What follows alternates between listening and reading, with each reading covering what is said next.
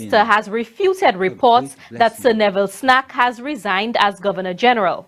However, according to a notice published in the Gazette on Wednesday, August 4th, Snack has appointed Errol Charles to serve as his deputy from August 4th to 31st. According to Section 22 of the Constitution, the Governor General may appoint a deputy on the advice of the Prime Minister for 3 reasons. If he or she is A, absent from the seat of government but not from St. Lucia, B, has reason to be absent from the island for a short duration, or C, is suffering from an illness expected to be of short duration. The appointment of a deputy has, of course, raised questions about Snack's future as head of state. While we attempted to confirm which of the aforementioned reasons necessitated the appointment of a deputy to the Governor General, our efforts were unsuccessful as of press time. However, the notion that Sir Neville Snack may not serve as Governor General under the new administration is unsurprising. It's no secret that there is no love lost between the newly elected St. Lucia Labour Party and the head of state. In fact, just last week, SLP First Deputy Political Leader Ernest Hilaire hinted at the decades-long friction moments after Philip J. Pierre was sworn in as Prime Minister at the Governor General's official residence. I can tell you it took a lot for me to come up here today. But I mean, I've never attended an activity here when in opposition. But I think it was important that all of us come here and to show that despite our feelings about some historical situations, that we had to ensure that the country receives signals and signs that we want to move forward as a together nation.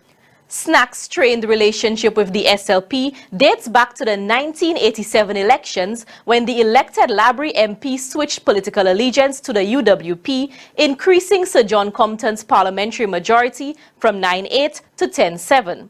He would later be appointed foreign minister in Sir John's cabinet. This historic Governor General in 2018. Supporters, and in particular the constituents of Labrie, remain disgusted and hurt by events surrounding the switching of political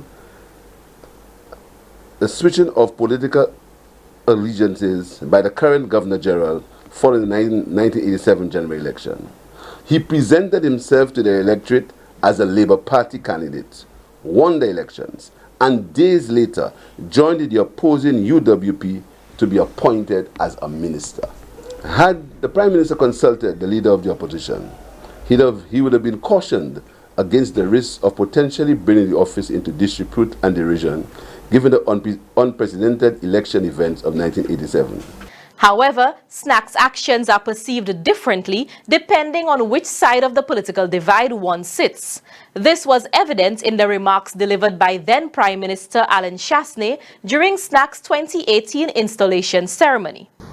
It's also on record in Hansard his selfless reasons for changing his allegiance right after the 1987 general elections. It took much courage and love of country to do what he did in the circumstances, and Sir John Compton was quick to acknowledge this.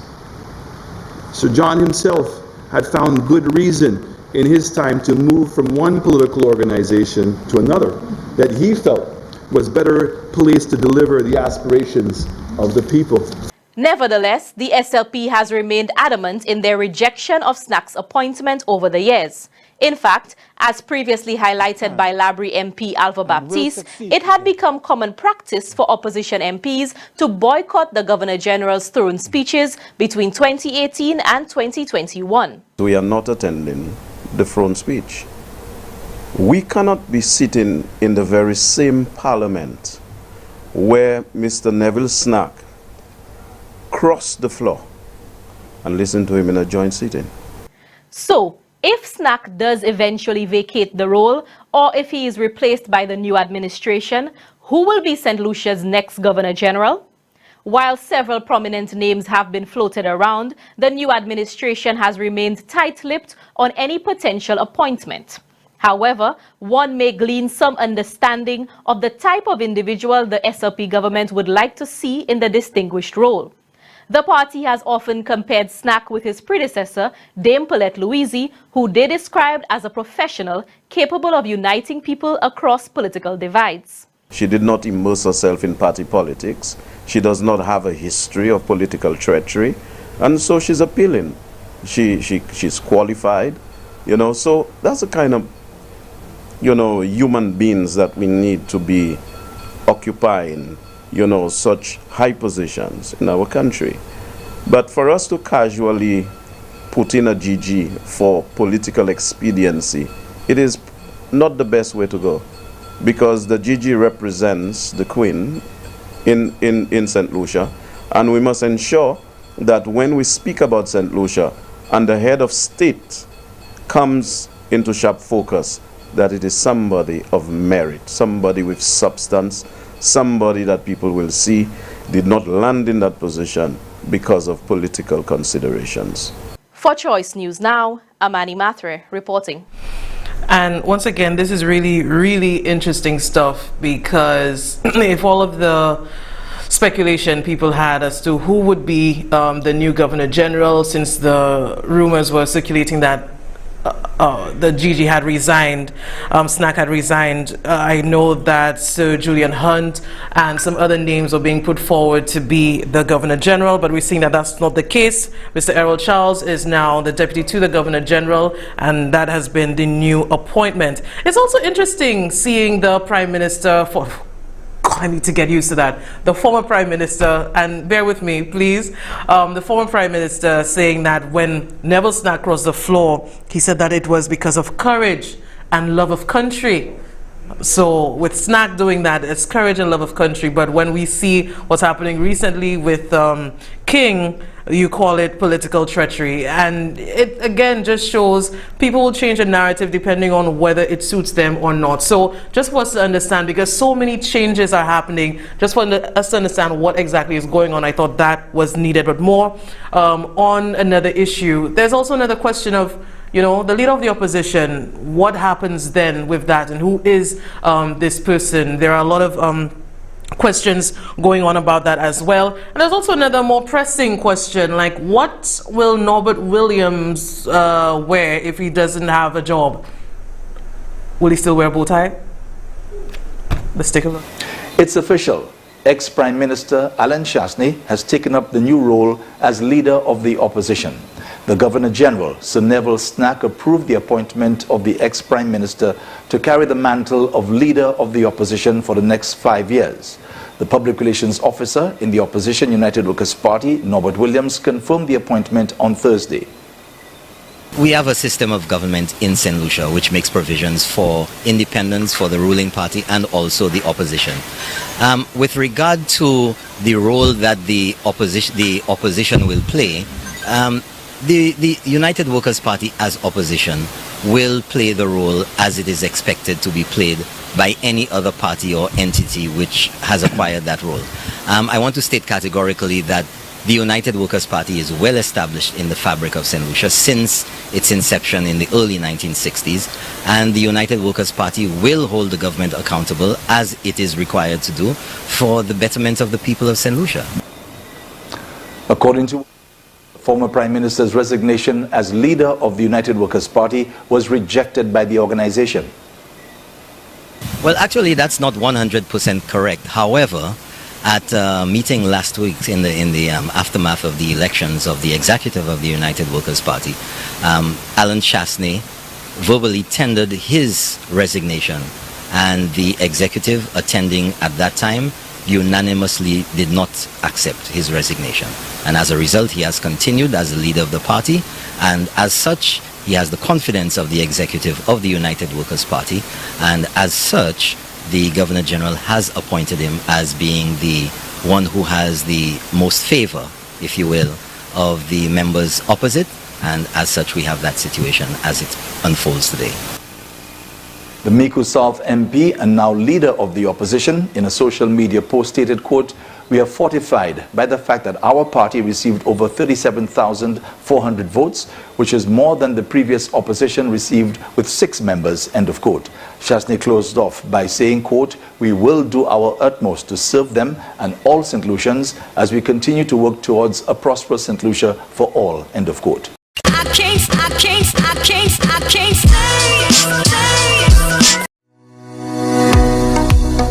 protocols for international visitors while in St. Lucia. The following protocols are established to guide the stay of all guests while on island in order to mitigate any possible spread of infection. During the first 14 days, visitors are allowed to patronize approved beaches, restaurant, sea and land excursions, and sites and attractions. All visits are scheduled and pre-arranged by their respective accommodation providers. During this period, all visitors will be transported to and from the certified sites using only COVID-19 certified tourism transportation. After the first 14 days, if any visitor wishes to stay on island beyond the 14-day period, they must apply for and receive a health clearance certificate from the Ministry of Health. Visitors will be allowed to travel, be out in the wider public, and patronize local businesses unsupervised once health clearance certificates have been received. During their entire stay, visitors must wear their masks whenever they are in public places and maintain the mandatory 6 feet distancing from others.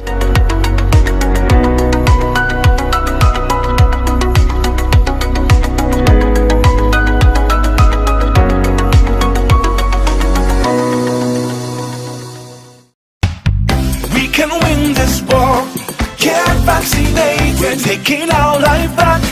Get vaccinated. Nou ka mene vaksin lan kont COVID-19 an komi nou. Si ou pon vaksin lan, ou pe pa atwape kor ou tan malade ke si ou pa pon. E ki jis sa bese asou ka COVID-19. Pon vaksin lan pou la vi set lisi viye normal anko. Visite page Facebook pou Bureau Edukasyon Santé ek Ministre pou Santé pou sav ki jou vaksin lan kanyan komi nou. An nou ede mene set lisi normal anko. Pon vaksin lan, ale vaksine. Vaccinated. Komisyon sa la sorti hot Bureau Edukasyon Santé ek Ministre pou Santé.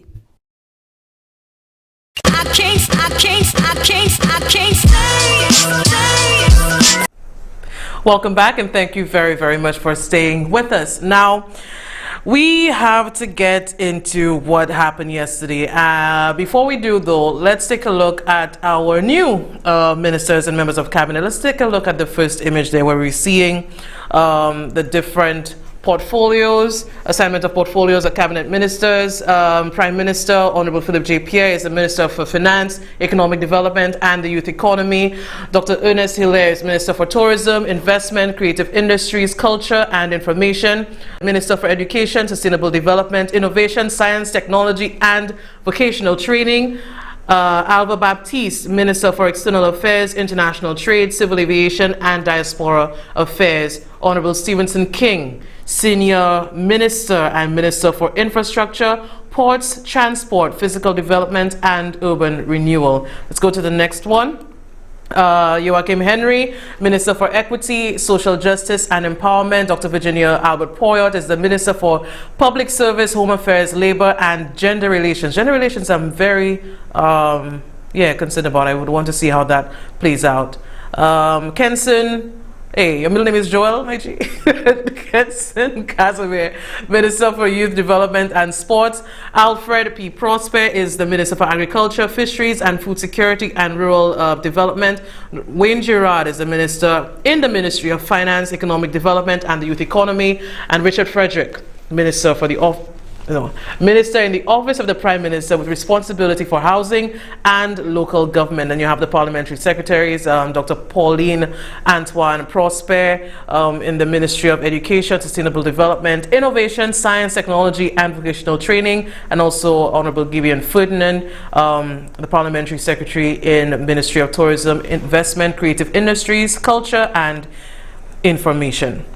So this is where we're at. This is what stands now with the cabinet, and of course we're going to get into it, your thoughts on the different placements, different portfolios. But before we do so, I think we need to air out some issues, and when we do so, the Prime Minister Philip J. Pierre, PM Pierre, there's a ring to it, PM Pierre, has given an explanation for some of the decisions taken.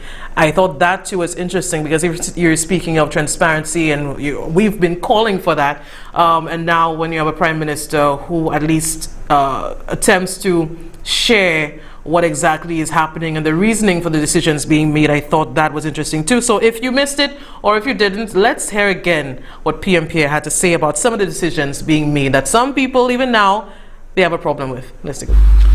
I now come to the former Prime Minister and Parliamentary Representative of Beaufort South, my friend, Dr. Kennedy Anthony.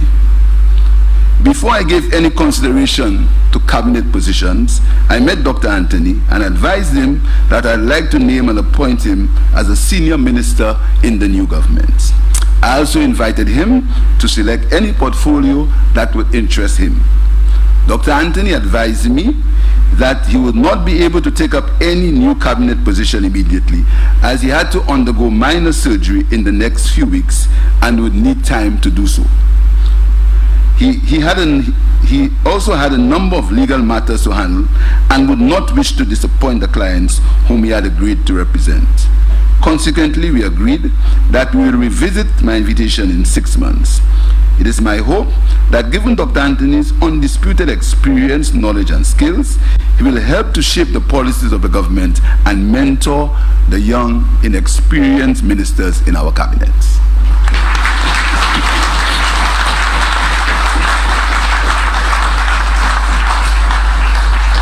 I wish to make it clear that Dr. Anthony will not be receiving the salary of a minister during the period in question, and will continue to receive the emoluments normally paid to members of Parliament.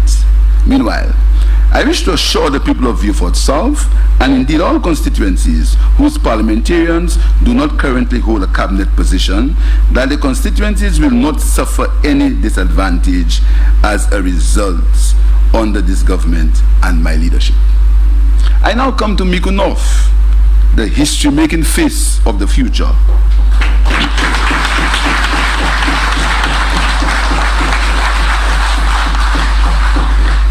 The never-die Honorable Jeremiah Norbert. When he was searching for a candidate to contest the UWP fortress of Mico North, the one seat since its formation that my party has never been successful in securing, several candidates came forward. Among them was a young, impressionable junior police officer who stepped up to the plate and raised both his hands. Though I was immediately impressed, the more I came to know him, the more my admiration for him grew. Following the party's usual process, Honorable Norbert emerged as the party's candidate of choice. He immediately plunged into his work with a fervor that belied his political experience. But what he lacked in experience, he more than made up for in discipline. A discipline, no doubt, he developed as a result of his police experience. In fact, my information is that he graduated in his class of course number 41 at the top of the class.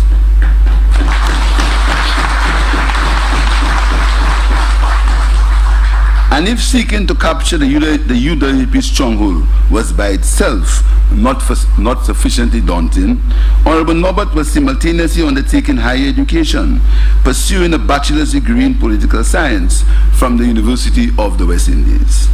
Then came the horrific accident, one which should have scuttled the dreams of lesser men, but not Jeremiah Norbert. Instead of self-pity, he saw the loss of a limb as an opportunity to champion the cause of the differently able.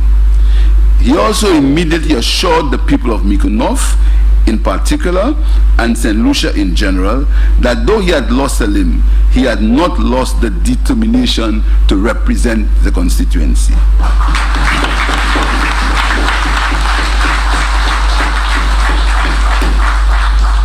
The rest, they say, is now history. But the journey continues, and as we ease him into the political leadership of this country, as he continues to pursue his academic qualifications, and as he continues his physical healing, I've decided to, in the first instance, to offer him the position of Deputy Speaker. I will revisit with Honorable Norbert in the short term, and once his progress is satisfactory, graduate him to the next level.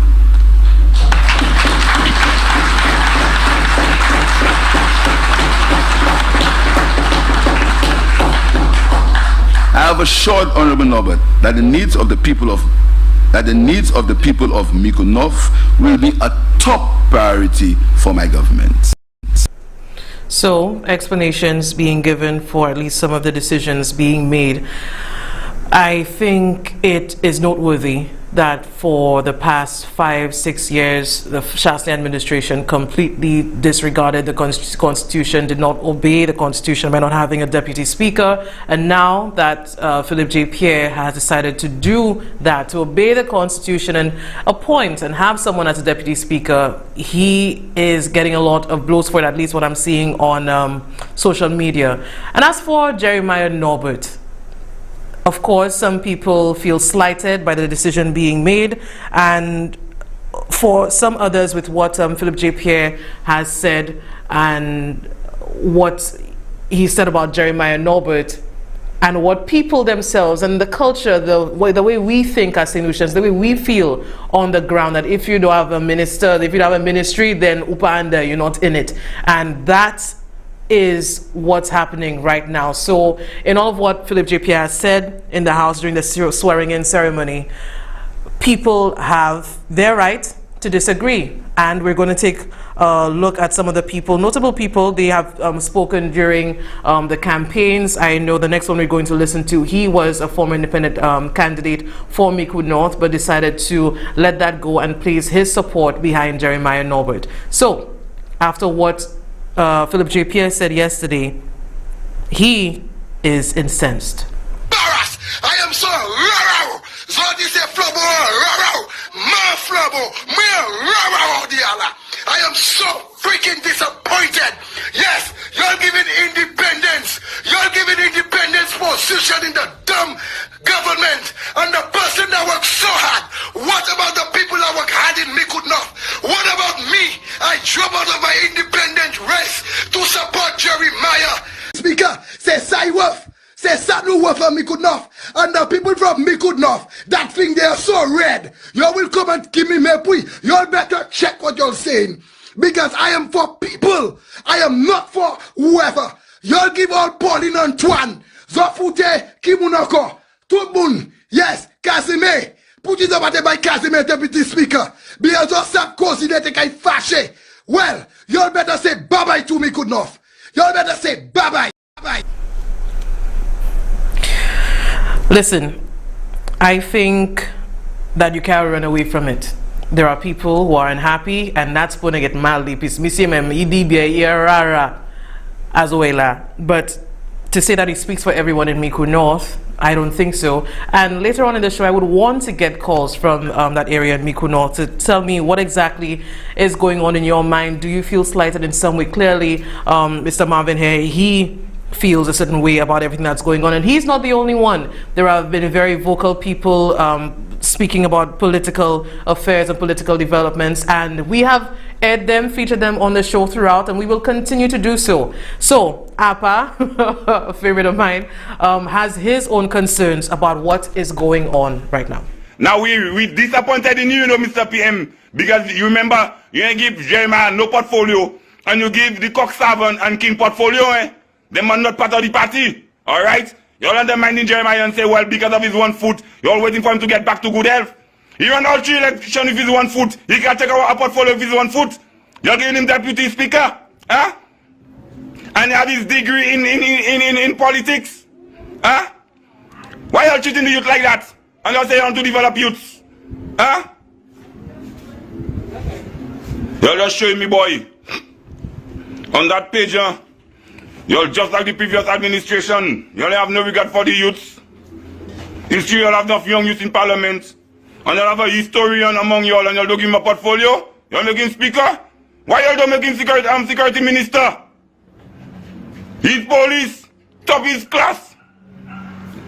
You're undermining him. And you'll say you're for the youths. That's how you're starting it.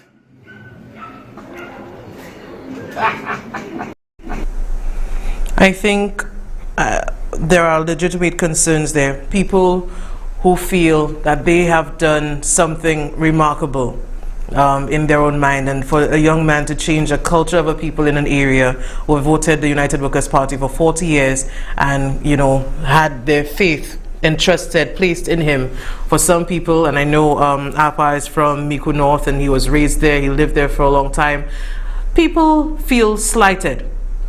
Let's take another look at an image, at least on social media. That one, tasteless, tactless, but some of the United Workers' Party supporters looking, I think, for any sort of thing to say something, to have the negativity. I think that's what we're seeing next. Let's take a look at that image on Facebook. It says, "You give up your leg for Deputy Speaker Awawi." That's Zeus witness or whatever, I don't know. But you can tell people can be nasty in these things, and with Apa and Marvin voicing their concerns, I think they have a place to voice these concerns. So that we've heard from the Prime Minister, we've heard from people sitting at their homes and looking on and having their opinions, but I think it is time for us to hear from Jeremiah Norbert himself. I think a lot of people place their own narrative, and maybe I'm guilty of it too, for saying, you know, this man has overcome so much, and you're placing a lot of maybe too much pressure on a young man. So I ain't talking for nobody. This is what he has to say about everything. For one, I think people want to know, will he be taking up a ministry? He speaks about that and so many of the other issues, and speaking directly to Marvin. So it's going to be a bit long, but Jeremiah Norbert, I think, has shown that he will speak for himself. I am aware that there is a lot of anticipation, both at the local level, the local constituency level, and also at the national level. Because, I mean, history was made, first time MP on a Labour ticket for Miku North. So a lot of people had eyes on me as to whether or not I would have been given a ministerial portfolio.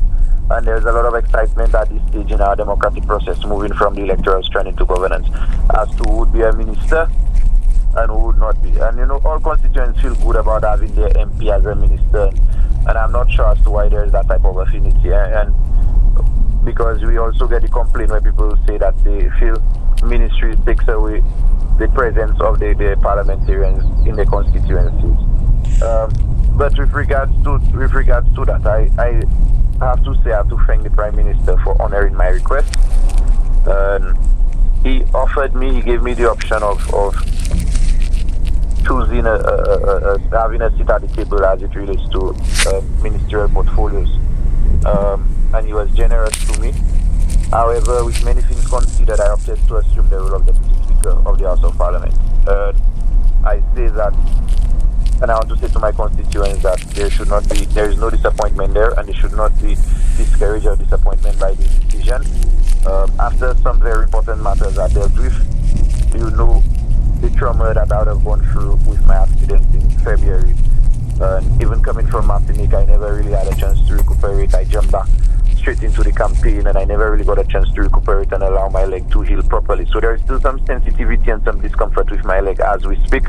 So I think that this gives me an opportunity to be able to address the situation with my leg. And I said it this morning that the people of Miku North rest assured that they will be seeing Jeremiah Norbert in a ministry position even better to serve and inspire them very soon. So right now, I ask them to just have a bit of patience. And you know, I also felt as a young man, joining the St. Lucia Labour Party that prides itself on the ideal of good governance. It is, right now, I think it is very important to have and to follow the rule of law and to have a deputy speaker. And I think that it would be unbecoming of the St. Lucia Labour Party to allow the post of deputy speaker to remain vacant as existed in our recent past. So for me, I'm very pleased to serve my country at any competent level, including that of deputy speaker. But for some people, before you continue, some people would say, and some people have accused you of whatever you're saying right now, that it's just something that they told you to say. For the people watching and listening, is this really, truly what you want?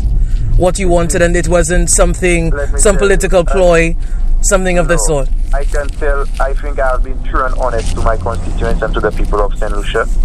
and I'm going to continue. And if there is one thing I pride myself on, is the ideal of honesty, and I said that I'm going to remain honest and true to the people of St. Lucia and to that of my constituents. I have a bond with my people. I know that they trust me, and I will not put them in a position where they're going to question that bond or that trust that they have with me.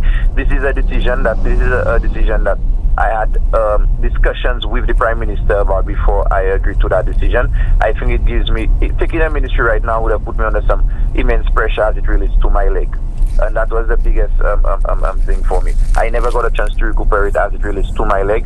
And I think right now, Deputy Speaker gives me an opportunity to also pay attention to my health as it relates to the situation with my leg. I never really got a chance. But I do think that some people would say all of what has happened, you went right back into it. Why now? For some, like, you're almost superhuman and you never used your leg and as an excuse and stuff like that. So they feel like maybe it just doesn't add up to what they think you are, the narrative that... No, let me tell you. I had to bite the bullet, I had to ride the wave, and I had to make it through to the elections.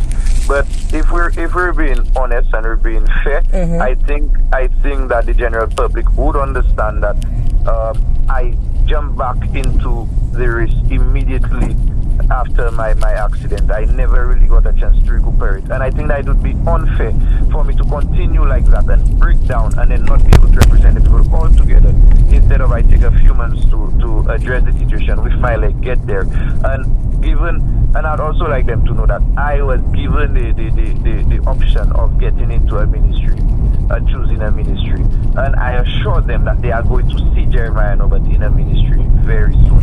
So that is not no political ploy or anything of that sort.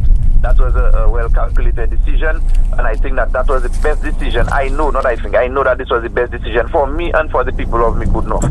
So I see this as an opportunity for me, Tresha, honestly speaking, because it will also give me time to spend more time in my constituency and with my constituents, because a lot of structures have been broken in the community, and I think that we have to rebuild the structure. We have to rebuild broken structures in the constituency, where we have a structure that's going to operate very well in the absence of a referee there every day.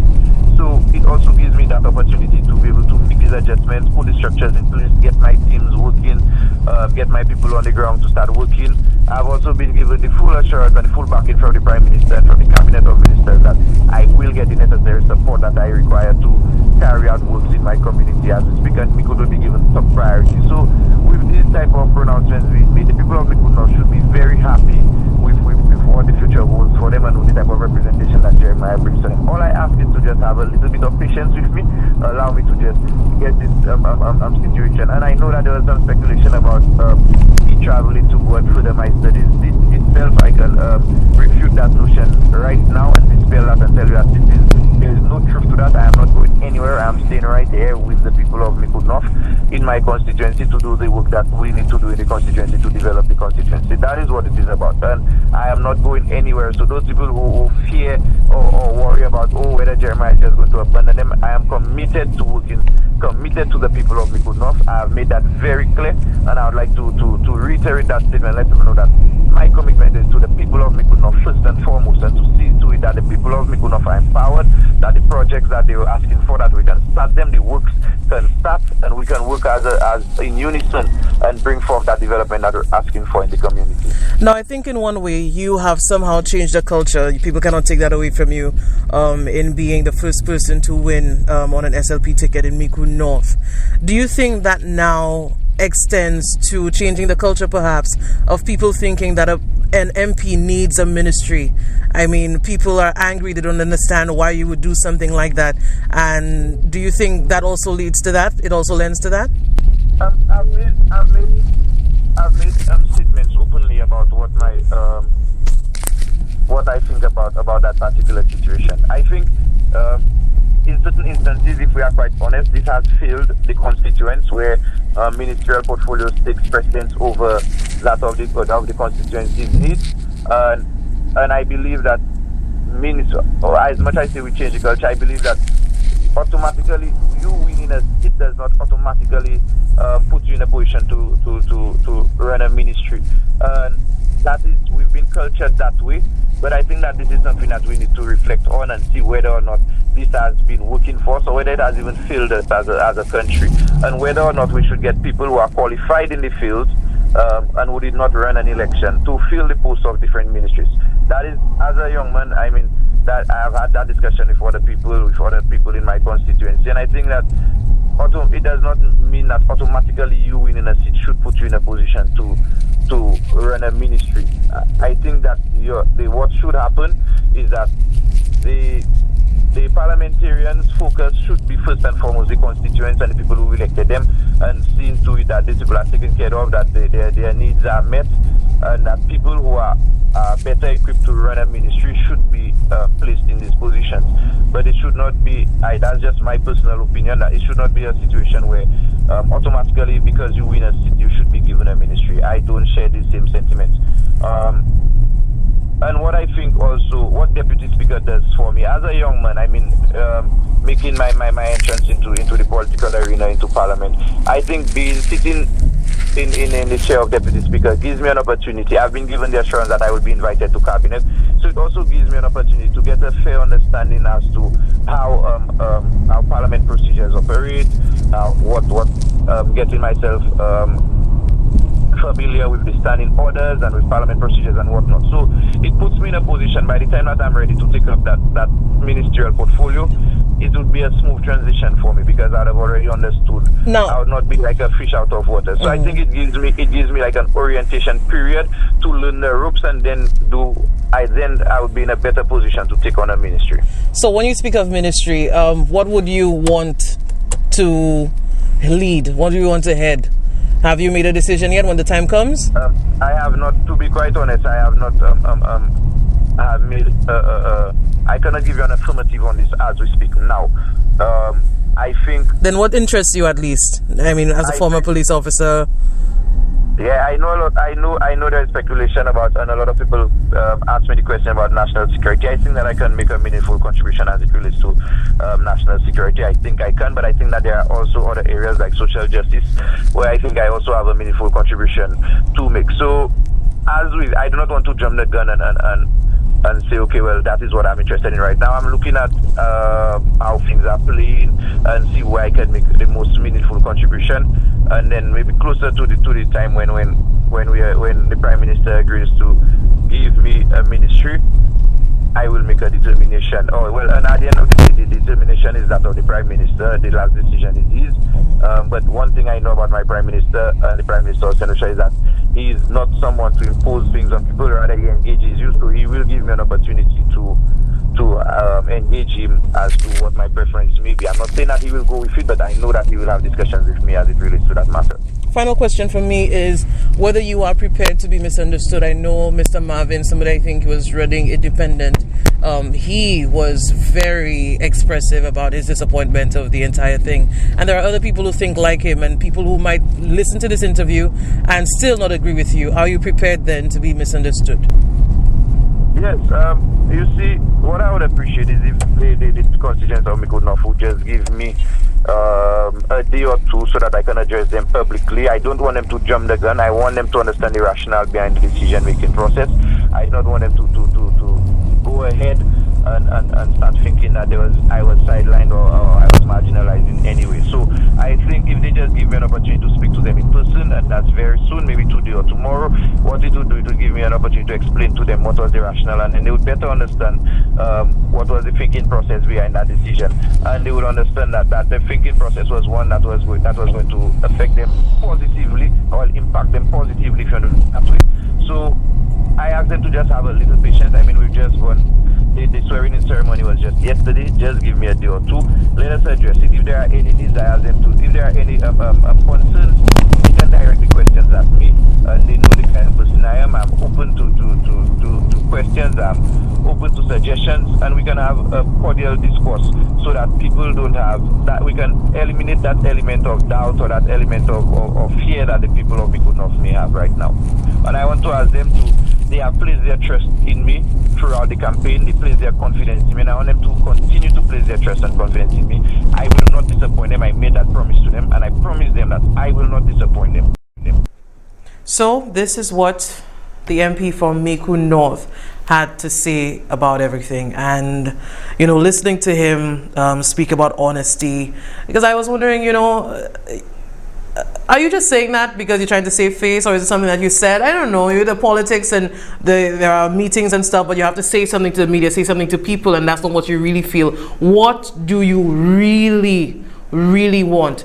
And when he speaks and says, honestly, this is where he's at, he just needs some time to recuperate, needs some time to do that, and he asks for patience from his constituents, I think that's where it's at. But mostly, when a young man has been able to achieve such a feat, I think, in Mico North, it has to be a kind of different thinking, and with that comes a level of humility that we haven't seen. For me, yes, you can call me politically naive, but I do think that the culture of people winning a seat, like your partner, yeah, you say PTO, you say a bus driver, or just me and on the ministry, and then they will feel like, you know, live event kuyo lemun, voye koyo mute lemun. It is very different hearing someone so humble to decide that he needs 6 months away, well, not away, but just to learn, and then he'll be back. And even then, you heard that his interest would be in national security and social justice. I don't know, y'all. We're opening the lines now at 572-7588. You can also call us via WhatsApp at 484-7588. I think it is refreshing to get someone who is not so obsessed with power even when they can. And for the people in Mico North who I wish would call me and let me know what they're thinking, whether they disagree and on what basis, I would encourage that. I really want to hear from you. But from where I sit, I think it's nice to see, because we've seen the power-hungry people. They don't have no qualifications for nothing, but they will make sure that they're in a ministry where they have the money and they can take what they want and villas can build.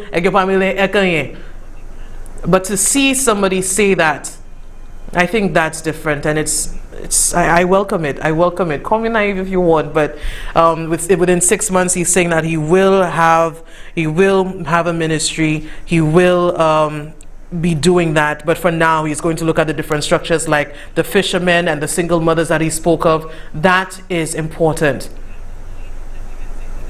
Pardon me, Jeremiah. Pardon me, Jeremiah. All right, let's take the call. Good morning. Hello. Hi, good morning, miss. Good morning, Trisha, and how are you? I'm doing all right. How are you? Okay, I have been a listener of your show for a long, long time. In fact, from the time you started. I have never called, but I to do so this morning. Okay. Hello? Yes, I'm right here. Go ahead. Okay, I from the time I saw this young man, Jeremiah, I was really, really impressed with him. His humility and the way he presented himself. And I said to my children, I need to meet this guy so I can congratulate him, because I was so happy he won his seat. And so on Sunday, he was in church, the same church I go to, and I saw him after Mass, and I had a nice little chat with him. Now, I'm saying, I think this is where we begin to go wrong. Okay, we heard what the Prime Minister said yesterday. Okay? We heard what Jeremiah himself said. And there was that point about as soon as he returned, he jumped into it and he didn't consider his... I mean, come on, elections were coming up and he needed to do something. So he put himself on the line and he went out there and he continued doing what he had to do because he wanted to do or make a difference. Okay? Now, I think right now he has spoken, and I think it's only fair that we give that young man a chance. You know, and I think it's fair that he's studying from what we were told, and also as we can see, he can barely walk on the leg. He can walk, yes, but we can see there is still discomfort. So I think we should give him a chance, give the political party, give the new government rather a chance to do what we have elected them to do, and let us not make the same mistakes that we made, you know, with the other political parties, the other government, where we begin to demand, this is what you want, this is what. Let us be patient and let us give him a chance. I think his humility, his sincerity, his honesty, that we need to respect and let him do what he was elected to do. I thank you, Trish, and you continue to do the great work you have been doing. Thank you very much for calling. And you need to call more often, even though this is your first time. Pardon? You need to call more often, even though this is your first time. Yes, it is my first. You see, I'm very busy. I have a little baby taking care of Trish. Okay. And when he's asleep, I try to do what I have to do quickly. When he's up, I can't do anything. Okay, well, I appreciate it, making the time. Thanks. Yes, Trish. Thank you so much, All right. and you have a wonderful day, my dear. You too, honey. I don't even know what to say, because I really don't want to come across like I'm so much of a fan of Jeremiah, but I'm telling you, when you have seen the arrogance of people, especially with the last administration, people that are power hungry. I remember Fede, people having an interview with him, and he's like, I won't answer that. Don't bring these questions to me. I'm a very busy man. I'm a very busy man.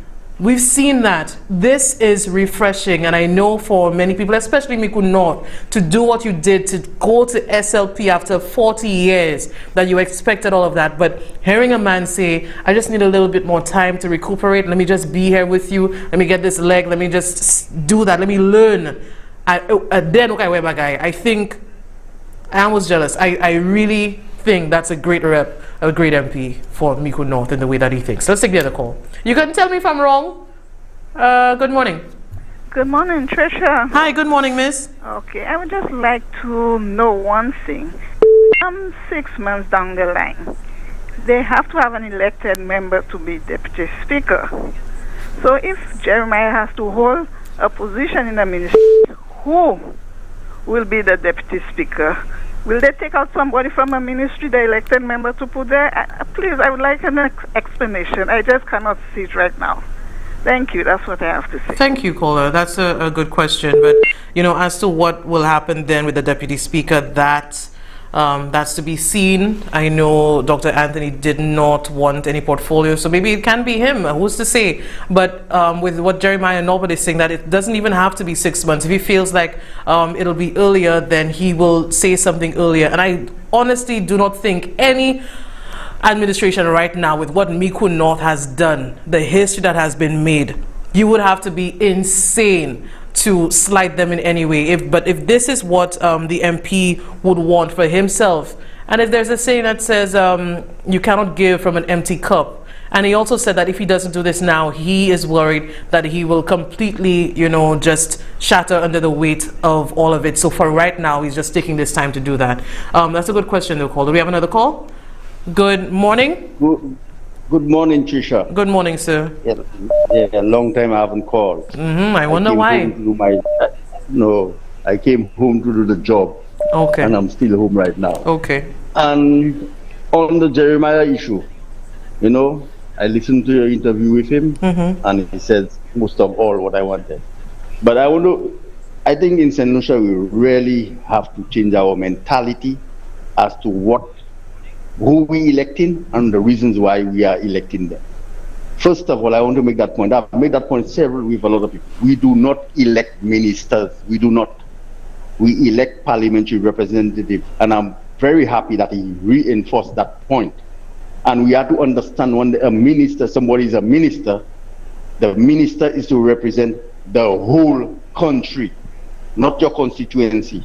And we are the ones who have been accepting ministers to give us the excuse that when they have a ministerial job, they cannot represent us properly, or vice versa. Some says, because I remember George Odlum said that when he was a minister. He was representing the country and he was saying his constituencies have suffered because he did not have time for his constituency. So that's why I always ask politicians, this my view, when a politician go for politics, I'll ask you, what are you going up for? For the parliamentary salary or for the minister's salary? So we are the ones who promoting that, and we should stop it. You know, and Jeremiah made that very clear. Likewise, we don't even elect prime minister. We do not directly, because you didn't see Philip Pierre's name on every constituency. We elect parliamentarians who they get together, and whichever member get the majority support of the members in the house, they are the one who form the government. Because we believe like somehow the party decides who is the prime minister. Yes, the norm is that the leader of the political party who wins becomes the prime minister. When John Compton passed away, why wasn't the deputy political leader of the EWP prime minister? That was Spider Monto. He didn't get it because the parliamentary the members of EWP in parliament did not have confidence in him. They had confidence in King, and King was the parliamentary representative. That happened again when Mikey Pilgrim was Prime Minister. He wasn't a leader of any party. It's the members of parliament. In other words, we elect members of parliament and we give them the authority to decide who is the Prime Minister. Because in parliament, we do not have any party. Parliament doesn't recognize any political party. You know, that's why you keep confusing the difference between the political leader of the UWP or the political leader of the SLP with the Prime Minister or the leader of the opposition, the position of leader of the opposition. We keep making that, and that's what Chasney did. And we shouldn't be doing that. That's what he did. He run the government as though it was the government of the UWP. It is the government of St. Lucia. And I think Jeremiah is on the right track, and that's a paradigm shift. And that we have to understand that as people in St. Lucia. We really need to mature politically and understand. And that is as a result of the culture of that favor thing, that because a man is a minister, you're going to do a favor for you. It shouldn't be that way. It shouldn't be that way, that we expect, because that's what people expect. People talk about contract. That really just pisses me off every time. That's why we're not going anywhere. You do not vote a government in for contracts. You vote a government in to do things to serve the whole country. We really have to change that culture. And I believe those in the youth and so on, from early on, we should expose our youth to politics. And that's, I think, because people see politics as something dirty. And I think we have to change that, when we teach youth about the politics, that they partake in what's going on in the country, and they do it on the issues and not the personalities. That's something I've always been hitting at. We do politics and just talk about the personalities, and we do not talk about the personalities on the position on the issues. We have a serious problem and a lot of work to do. We are a young democracy, but I think with Jeremiah and what happened in just this election, it's a wake-up call, and we're moving in the right direction. It's not going to change overnight, but I think what Jeremiah is doing is pushing us in the right direction. And with that, I think a lot of the young people will get involved in politics. I think so too, caller. Thank you very much. Very well said. Do you have another call? Let's take it. Good morning. Good morning, miss. Hello? Hi, good morning, miss. You are on? Good Hi. morning, Tresha. I want to commend you and Christopher for a job well done. Thank you. Over the last few months, I always admire your temperament. I'm not sure if I'm hearing you. Yes, I'm hearing you. Okay, good. I admire your temperament in bringing out the issues, and for me, you enlightened me a lot, especially when you brought me because I'll be honest with you, I did not subscribe to the other side, so I was not seeing it. I would not watch the other channel. So you really brought me a balance. I appreciate that, caller. And regarding yesterday and what we've seen, I think what we've been crying out for is democracy and governance, and that's what we saw yesterday. We saw a cabinet of national unity, I would call it, and you see in the independent candidates in the cabinet. In addition to that, we have to understand that there has to be someone to be deputy speaker. And it could have been any one of the candidates, of the elected candidates. I have never before heard an explanation of a prime minister on how his cabinet was designed. And we heard that. We're not accustomed to that. We saw a deputy speaker elected one day, and the next day there was a resignation and an appointment of that same individual to the position of Minister of External Affairs. No explanation. Utter arrogance. So what we saw yesterday, I think we have to appreciate that the culture has changed. And the Prime Minister has respect for the electorate for coming in and explaining his position on how his cabinet was formed. Also, I admire Jeremiah Norbert. I too am a little disappointed that he was not given a ministerial portfolio, but having heard the explanation, I accept it. I also had some concern for Mr. Joachim Henry. he, throughout his campaign, it was during his campaign, his son passed away. He still had to continue on the campaign and now just jump into ministerial office. We have to, people have emotions. And what both Jeremiah and Joachim went through, they need time to personally heal. So really what would you, caller, before you continue, what would you say if somebody said that they shouldn't be in that profession in the first place, that they should never run if they would need time to recuperate? But they ran, it's not to say they had that situation even before they continued, before they went into elective elections. What happened to them was during the campaign, at the height of the campaign. So we have to understand they are human beings, and it can happen to any one of us. So I would not agree that they should not have gone. They went. But we, the electorate, we have to understand that they are not supermen, and that they have emotions, they have wounds that they have to heal, and they need time for that to happen. In the case of Jeremiah, I applaud him. I respect the explanation of the Prime Minister when he said that he will review the situation in 6 months' time. Honorable Kenny Anthony said he has to undergo surgery. These are human beings. They're not robots, they're not machines. They have to do surgery. He cannot come into office. If they had done so, and then they fall sick or they had to go out, or so, then we will come back and criticize and say they were sick. Because even during the campaign, some people were looking closely at Honorable Philip J.P. and saying he's sick, he gets small, he this, he that. He had to come and explain why he lost weight, because he chose a particular diet. So, Caller, but in all of that, do you think St. Lucia, like, we are used to the strong man tactics of no explanation, no consultation? We can't deal with the change Tresha. Yeah, or maybe that'll take time. I don't know. It will take time, but that is what we needed all along. The arrogance, the barking dogs, the jackasses, the mendicants are no more. We are now being treated as human beings. And so we have to embrace it. We have to take it all, because we're going to get much more of that soothing spirit. I liken Honorable Philip J. Pierce to Joseph Biden in the United States, where you saw the rough and tumble of Trump, and then now the calm and the soothing spirit of Philip J. Pierre. We have to embrace that, and I am ready to embrace it with him and with the 40,000+ people who voted for them. I also, those who did not think that he was the better, the St. Lucia Labour Party was the better choice, I am sure they will now benefit from what he is doing, because his cabinet is brilliant. I understand every single move.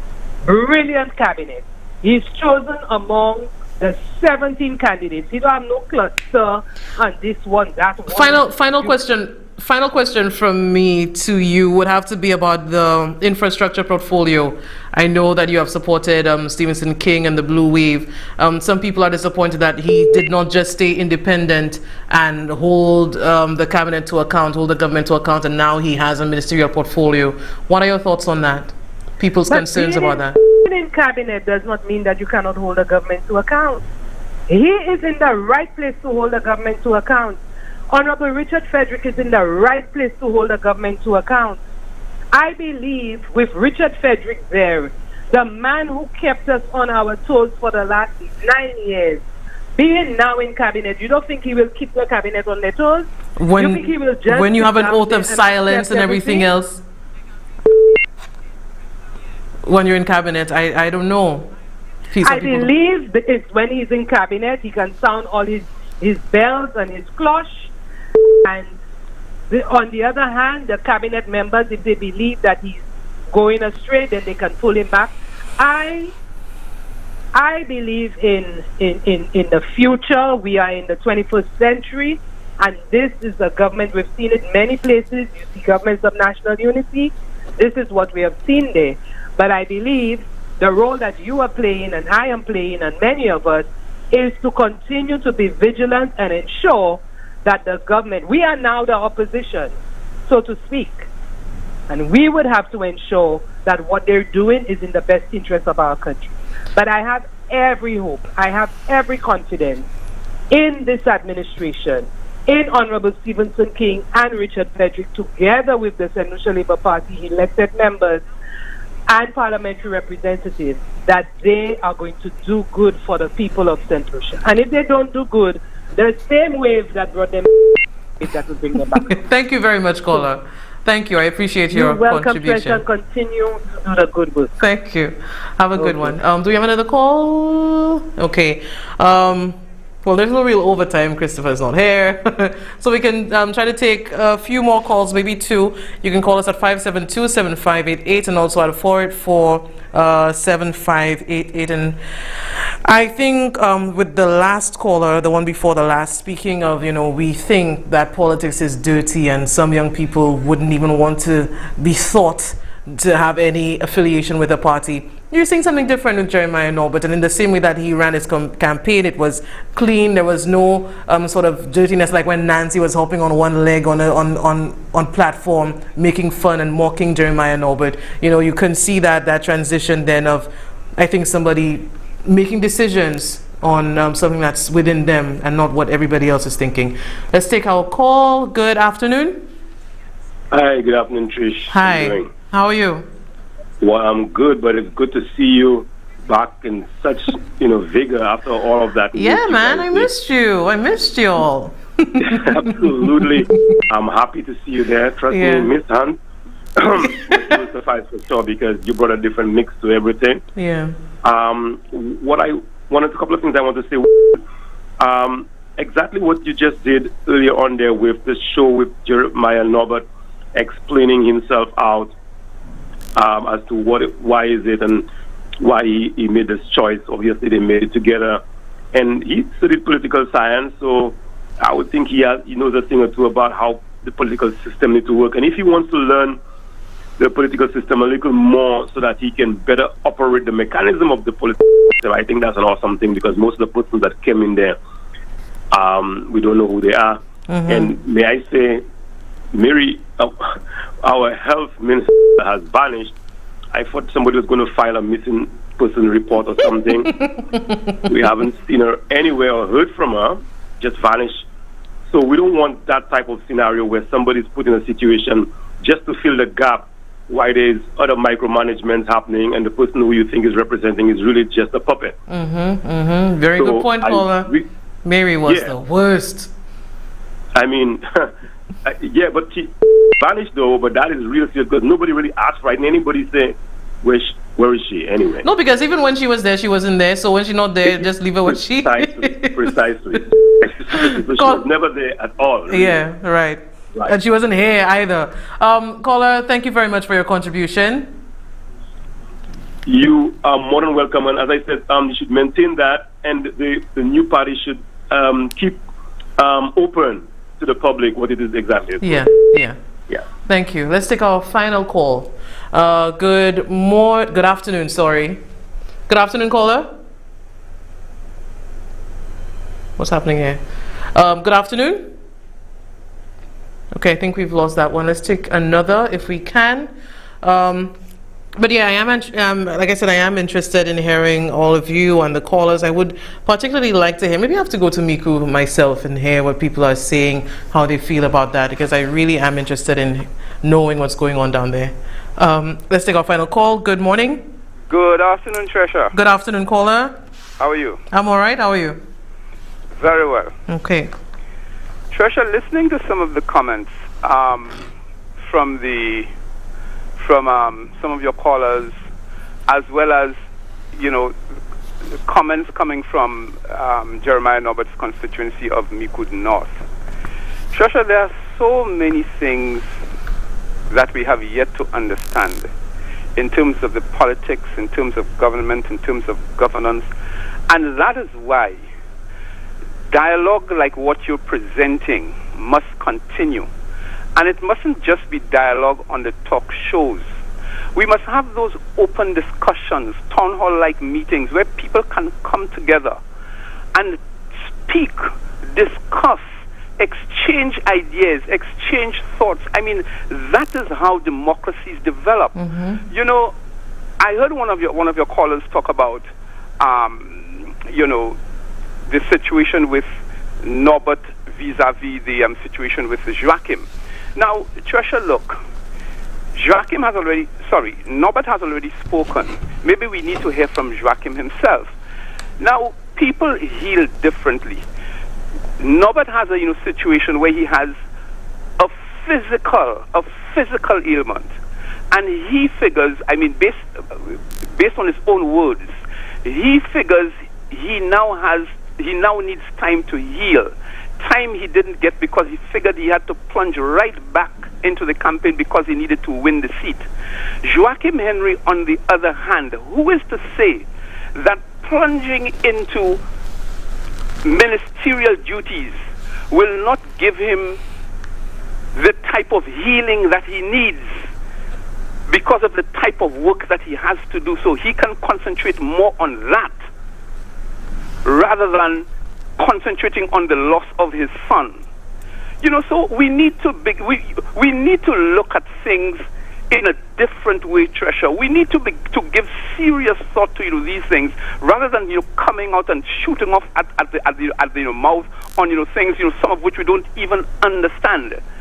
And one of your callers made a very valid point, Tresha, in terms of not being elected to a ministry, but being elected to represent a constituency.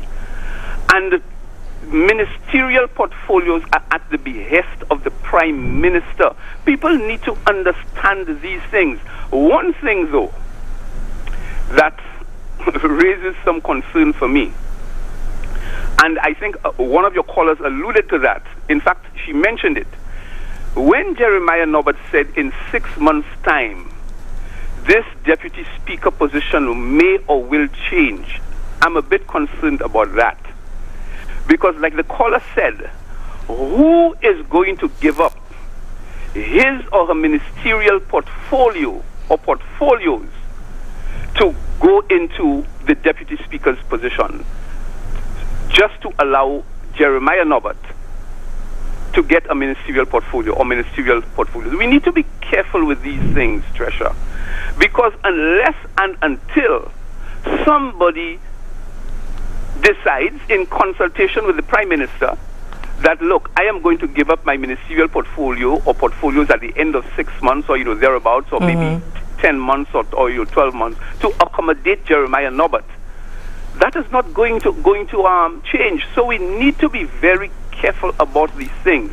But finally, let me just reiterate, Tresha, the dialogue, the conversations, the discussions must continue, and we need to have more of that so that we can understand so many things.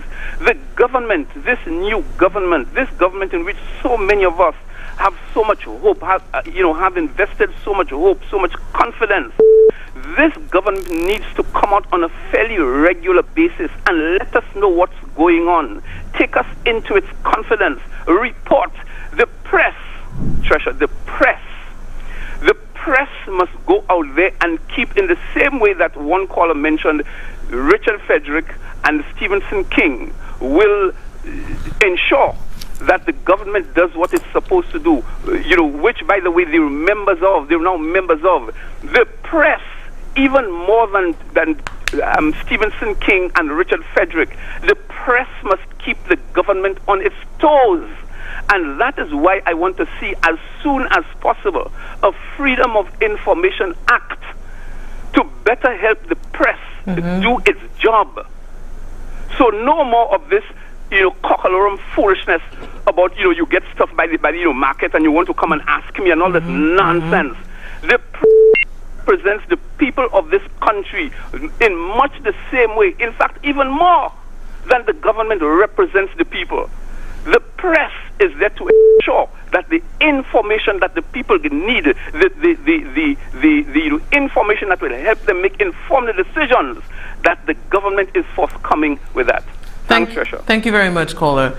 And as we about to wrap up, I do think in just listening to you speak, it reminded me of the calls that we were making for empathy, that politicians and the ministers need to empathize with the people of this country. And I think now is the time for the other way around, that we also perhaps at this time need to have a bit of empathy and compassion for our politicians, for our parliamentarians. And if someone is saying that, you know, be patient with them because they need 6 months, you know, it works both ways. And it would be nice, I think, as a country, again, just not being so politically naive, but I really do feel that there comes a point when people will open up and let you in and tell you of, you know, what's going on with them, and you can respond in the same way. So people are, I think ministers and parliamentarians are supposed to hear your plea, they're supposed to help you, but you can also help them if they ask for it and if they ask for that kind of patience. With that in mind though, let's take a look at Jeremiah Norbert when he came out yesterday for the swearing-in ceremony. It was interesting to see how he was received by the people around, the people surrounding.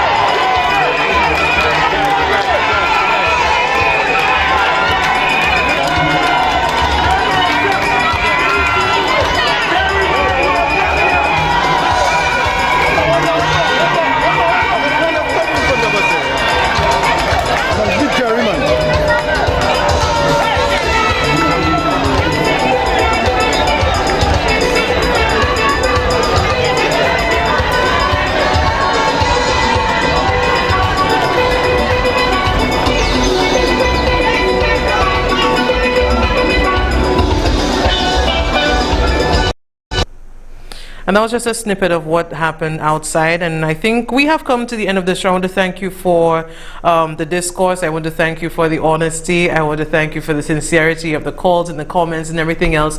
We will continue to look at all of the issues as they develop. And for me, I'll always speak my truth. I ask the same of you, and with Jeremiah Norbert, even when everybody is against you, to do something that goes against the tradition and the culture of things. I mean, it's going to be interesting to see where we go on from here. And as we end the show, yesterday I looking at what people had on them. Musave, you have to watch what people wearing, what the suits that nice. Although I have to say the men were looking dapper, y'all were looking good. I like the suits. Some of the other outfits though, yeah, some of them were good. Some of them I don't know. But the one I think that caught everyone's attention, I don't know where Yadi come with that Wakanda outfit, the coming to America, his face is on the money outfit. But I think he stole the show, and he will not let you forget it, because you know me not humble about that. They say this, you don't see my shoes, man. You don't see the shoes, man.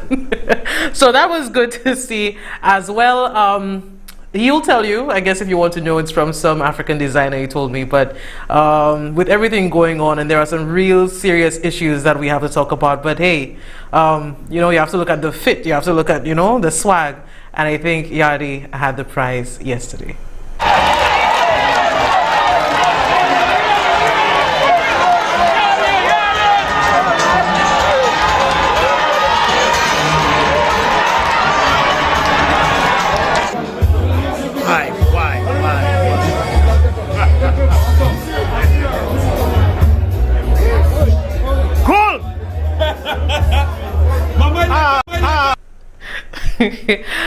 That's it for the show. Thank you so much for watching. We will see you on Monday. Until then, I really hope that you guys take care of yourselves, and we'll see each other then, and we'll discuss a lot more then. And I don't know what else to say other than be safe, and I'll see you on Monday. If you be my bodyguard, I could be your long lost pal. Hey, I can call you Betty, and Betty when you call me, you call me out.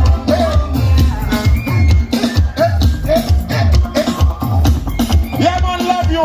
Big up the Prime Minister and the Minister. We having a nice time. Yeah. I can't stay.